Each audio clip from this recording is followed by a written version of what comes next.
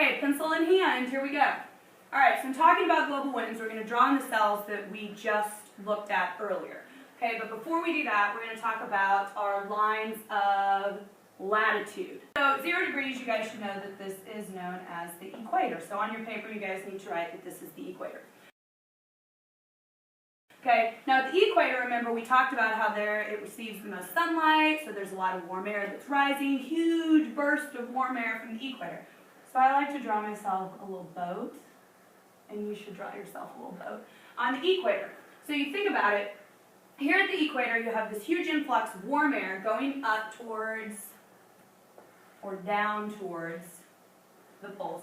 Anything I write on the board is gold, so whatever I write you guys need to write. Okay, so you have all this warm air going straight up, and so you have to think, if you were sailing, okay, first of all let me say, why do we care about global winds? I mean, they're interesting. We don't pirate much anymore. We don't, as much as we trade, we don't use sailboats to trade between continents anymore. But back in the day, they needed to know this business. And so that's why I'm using tiny little sailboats. And we can pretend even that there are cute little pirate men in our sailboats. Okay, so at the equator, if we were setting sail, it wouldn't make much sense because we have all this warm air rising up, and it would be like taking warm air up our mast. Are we going anywhere? We're not going anywhere. Okay, so we like to call this area here at 0 degrees the doldrums, and I say doldrums. Doldrums, plural. So the doldrums, because it sounds boring. Nothing's happening at 0 degrees. Okay, nothing's happening. You've got all this warm air that's going directly up into the atmosphere. Okay, remember, low pressure. It's low pressure because the warm air is going up. That air is moving up into the atmosphere, not crushing us and coming back down on us. Okay, so here, just like we saw in that picture earlier, we can draw our first cell of air. Okay, so here we have stuff, oh, it's labeled over here. Okay, 30 degrees north, it's coming down. Here at 30 degrees north and south, where it's coming down, we can draw another ship with another little pirate man. And you think about it, if you have this is a high pressure area because you have all this warm air that's now started to cool off, condensed, and is falling down, so there's a lot of air coming down, and you have air coming straight down your mast. Are you going anywhere? No. So back in the day when the traders or pirates or whoever was using sailboats to move intercontinentally, is that a word? If they ever got caught in the horse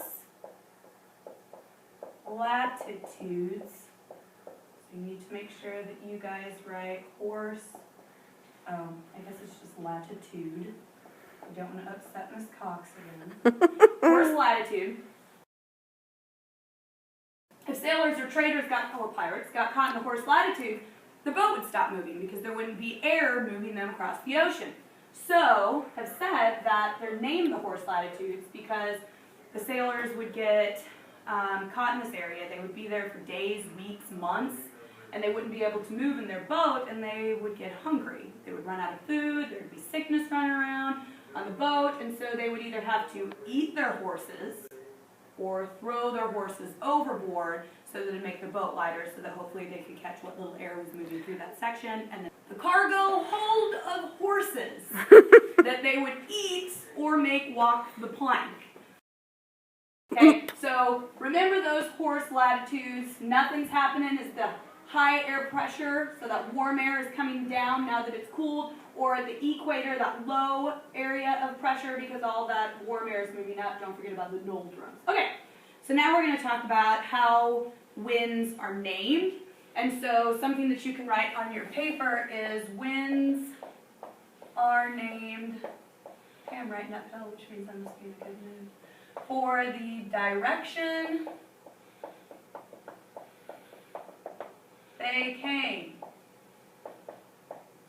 Alright, so here, where we have this cooler air falling back down, if you want to draw what looks like a plus sign, I'll have to do that, so a compass rose, but I'm not going to draw north, south, east, and west on it. You can just assume it's north, south, east, and west, but it looks like a plus sign.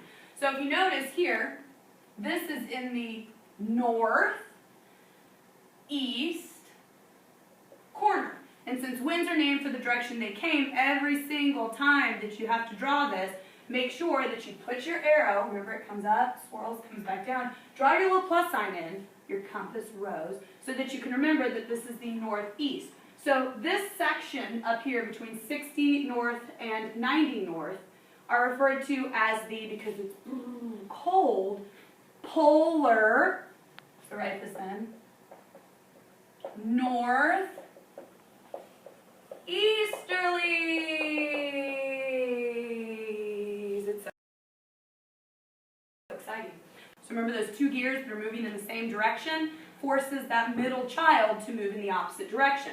So here, where these guys are moving in this direction, this guy turns around and moves in the other direction. So here, drawing this wind cell up, you can put your little plus sign in, compass rose, and you can say that this belt of wind between 30 north and 60 north is coming from the southwest quadrant of your plus sign. Okay, so these guys are called the prevailing southwesterlies. I know, it's all making so much sense, isn't it? Putting it all together. Okay, coming back down between 0 and 30 north, coming back up, all that warm air rising at the equator. You have a lot of it coming back down at 30 degrees. You can draw your compass. It's coming from the, again, northeast quadrant. These are your northeast trade winds. And remember we talked about these sailboats moving in this area to trade intercontinentally. Okay, so you have your polar northeasterlies, your prevailing southwesterlies, and your northeast trade winds. So now let's go south. Okay, so you have all this warm air rising, and now it's going to move into the southern hemisphere, and we are going to wind it. Oh yes. Now, Miss Woods, would this be that the southern hemisphere would be a mirror image? Good question, Miss Cox. Yes, they would be a mirror image. You got all this warm air that's rising at the equator, and it's coming back down. Huge high pressure, all that warm, or now cool, condensed, cool air coming back down at 30 degrees south. Remember, make a mirror image. Okay, you can draw your compass, and it looks like this wind is coming from the southeast. So now this section is going to be known as the southeast trade winds. Again, very exciting stuff, folks. Okay. Let's skip our middle child and move back down to the poles again. So remember, warm air rises, starts to fall, is pushed back up at 60 degrees, moves back down to the poles, where it's going to come back up, mirror image. So we should be coming from the southeast again, and so these are going to be the polar southeasterlies.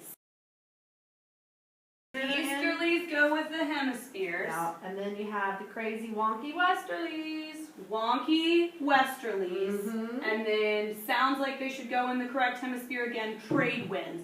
So remember, middle children here going, you wanna go your own way. Is that good? Please cut that out too. Please cut that out. Okay, so now we have our polar southeasterlies. Okay, we're gonna come back to this middle section because remember this one's going to be forced in the opposite direction. So if I draw this correctly, if these guys are coming and going this way, then this one is going to be pushed this way, northwest here, bing, bing, bing. So we should have our prevailing northwesterlies.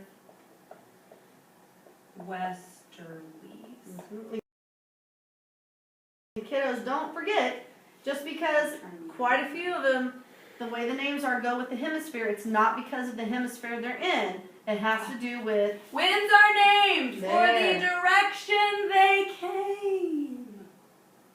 Bada bing. Bada boom.